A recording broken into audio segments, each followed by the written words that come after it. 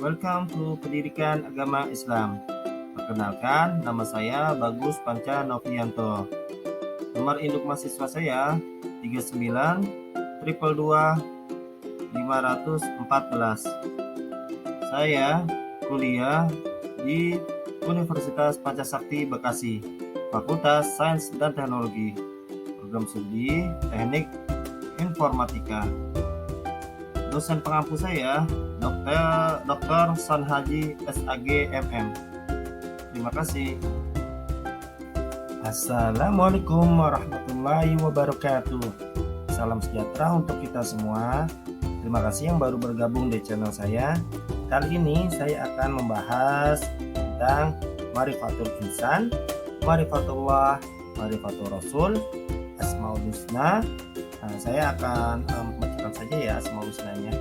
Terus sifat wajib, sifat mustahil, sifat jaiz bagi Allah Subhanahu wa taala, sifat wajib, sifat mustahil, sifat jaiz bagi Rasul. Yuk, gak usah berlama-lama, langsung saja. Yuk. Nah, yang pertama, Ma'rifatul Insan. Jadi, Ma'rifatul Insan dapat diartikan yakni mengenali diri sendiri. Secara istilah, Ma'rifatul Insan sendiri merupakan suatu proses mengenali dan memahami penciptaan manusia oleh Allah Subhanahu wa taala, yang mana manusia merupakan makhluk yang paling sempurna di antara makhluk lainnya. Manusia adalah makhluk Allah yang dimuliakan atau mukarram. Allah Subhanahu wa taala berfirman, "Dan sesungguhnya telah kami memuliakan anak-anak Adam. Kami angkut mereka di daratan dan di lautan. Kami beri mereka rezeki dari yang baik-baik.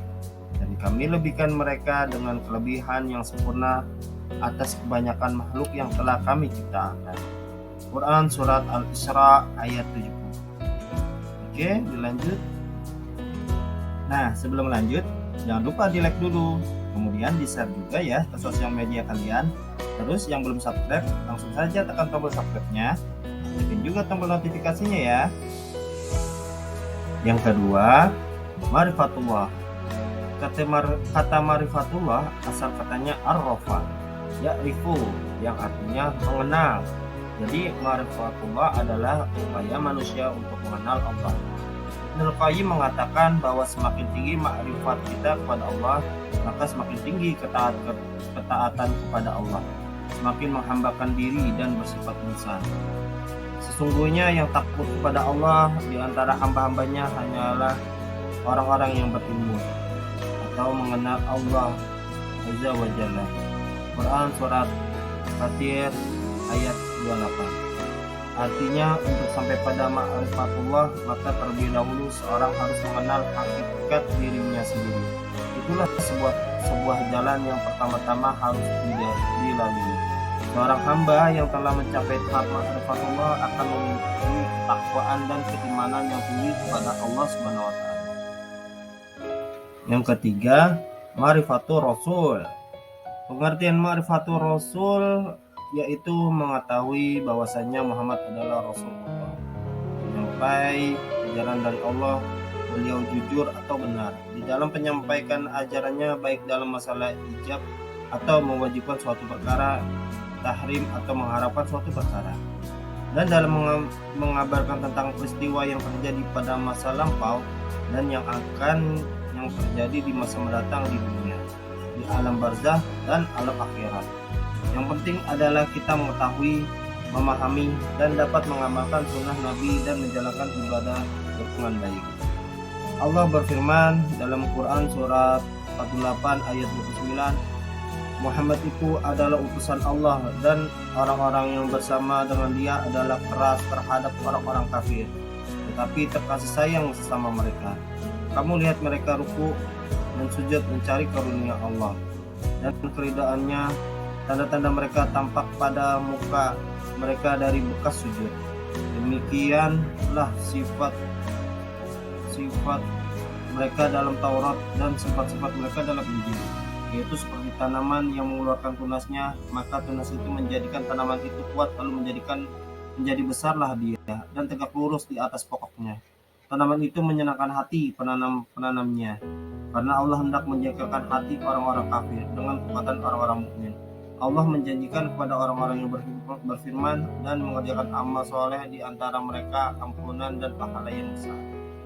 Oke, dilanjut. Oke, di sini saya akan membacakan saja ya. Bismillahirrahmanirrahim. Ar-Rahman Ar-Rahim Al-Malik Al-Qudus As-Salam Al-Mu'min Al-Muhaimin Al-Aziz Al-Jabbar Al-Mutakabbir Al-Khaliq Al-Bari Al-Musawwir Al-Ghaffar Al-Qahhar Al-Wahhab Al-Razzaq Al-Fatah Al-Alim Al-Qabid Al-Basit Al-Khabid Al-Rafi Al-Muqis Al-Mudil Al-Sami Al-Basir Al-Aqam Al-Adal Al-Hatif Al-Khabir Al-Halim Al-Aziz Al-Ghafur Al-Syukur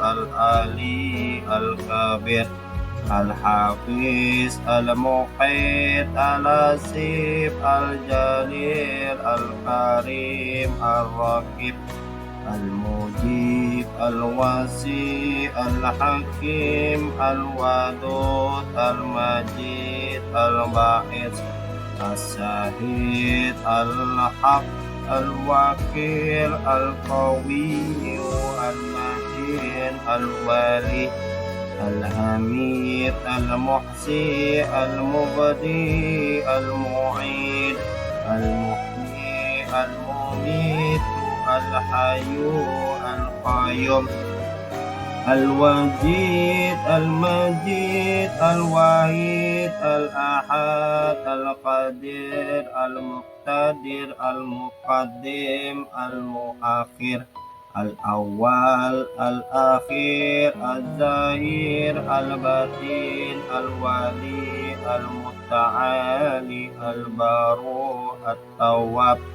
Al-Muntakim Al-Afu Ar-Ra'uf Al-Malik Al-Muluk Al-Jali Wal-Ikram Al-Muqsit Al-Jami Al-Ghani Al-Mughni Al-Mani Ad-Dar Al-Nafi Al-Nur Al-Hadi Al-Badi Al-Baqi Al-Warid Ar-Rashid As-Sabur.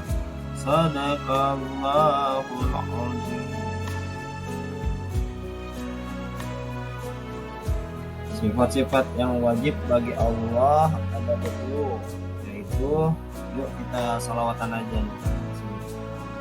Wujud qidam baqa mukhalafatu lil hawadisi qiyamuhu binafsihi wa daniyah qudrati rada ilmu hayya sama basar kalam qadirun muridun alimun hayun sami'un basirun mutakalimun.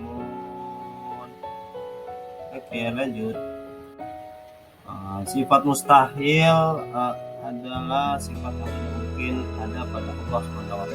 Jadi lawannya, pertama Adam tidak ada, dua hudud, ketiga fana, empat mutawassalatul hawadisi sama dengan makhluk, yang muhubi keriki butuh pada zat yang lain, tadud bilang, azun lemah, karahat terpaksa, jalun bodoh, 10 mautun mati, Sama'un tuli 12 amatul buddha 13 ilmun, bisu azizan tidak mampu 15 karihan, 16 jahilan 17 mayitan, 18 asama tuli, 19 ama yang buta, 20 akama yang bisu. Sifat jais adalah sifat bebasnya Allah berbuat atau tidak berbuat sesuatu. Sedangkan sifat yang jais bagi Allah SWT hanya satu, yaitu fi'lu kulli mumkinin au tarkuhu, atau menciptakan setiap sesuatu atau tidak menciptakannya, seperti menciptakan manusia dan makhluk yang lain. Itu adalah hak prerogatif Allah Subhanahu wa taala. Lanjut, ya, ini selanjutnya sifat wajib bagi Rasul adalah sifat yang ada dan melekat pada diri Nabi dan Rasul. 4 sifat bagi Rasul yang perlu diketahui umat muslim antara lain: siddiq, artinya benar; kedua, amanah, artinya sosok yang dapat dipercaya; yang ketiga, tabligh, artinya menyampaikan wahyu dari Allah, baik itu perintah maupun larangan. Fatonah, ini cerdas. Oke, lanjut. Selanjutnya, sifat-sifat mustahil bagi Rasul, yakni lawannya ya, adalah sifat-sifat yang tidak mungkin dimiliki Rasul. Sifat mustahil tersebut yaitu kizib, artinya bohong atau dusta; khianat, artinya tidak dapat dipercaya; al-khitman, artinya membunyikan rahasia; al-baladah, artinya bodoh. Kemudian sifat jaiz adalah sifat yang boleh ada pada diri Nabi dan Rasul. Secara singkat, sifat jaiz adalah semua sifat kemanusiaan yang dimiliki oleh Rasul dan menjelaskan kedudukannya sebagai utusan Allah Subhanahu wa taala. Berbeda dengan sifat wajib, sifat jaiz pada Rasulullah hanya ada satu, yaitu aradul basyariyah, atau mempunyai sifat yang sama dengan manusia lainnya, seperti minum, makan, memiliki pasangan, dan lain-lain. Selanjutnya, sifat jaiz ini menunjukkan bahwa meskipun Rasul memiliki keistimewaan, mereka tetaplah seorang manusia biasa dengan sifat-sifat kemanusiaan yang melekat pada dirinya. Namun ingat, sifat jaiz ini tidak mengurangi keistimewaan yang mereka miliki. Muhammad itu bukanlah ayah dari salah seorang lelaki di antara kalian, akan tetapi beliau adalah utusan Allah dan penutup nabi-nabi, dan Allah Maha mengetahui terhadap segala sesuatu. Quran surat Al-Ahzab ayat 40.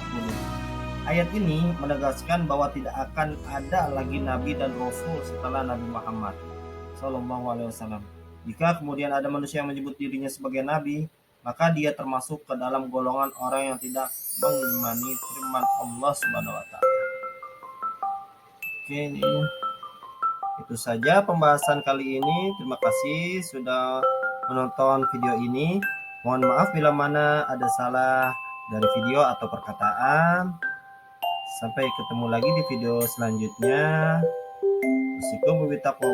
Assalamualaikum warahmatullahi wabarakatuh. Bye.